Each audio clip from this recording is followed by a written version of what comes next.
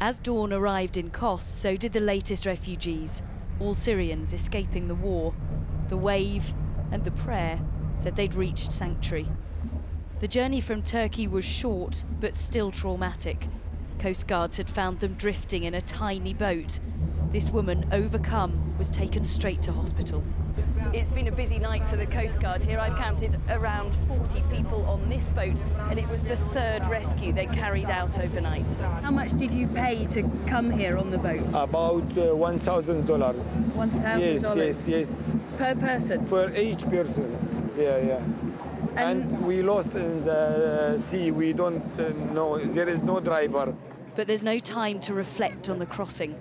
These migrants are classed as irregular arrivals. Police need to register everyone.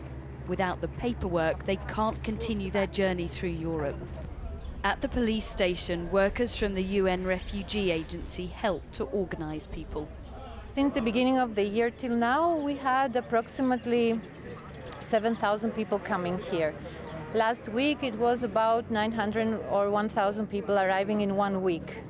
From the first point of contact with police or Coast Guard to getting the correct paperwork should take just a matter of days.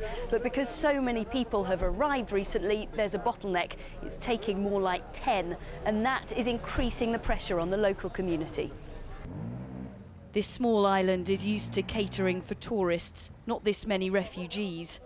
The local authority is using a disused hotel as a makeshift camp, but it's cramped. Others are finding their own places to stay in the resorts. I did try to change the holiday before we came because looking in the paper it was quite worrying. Right.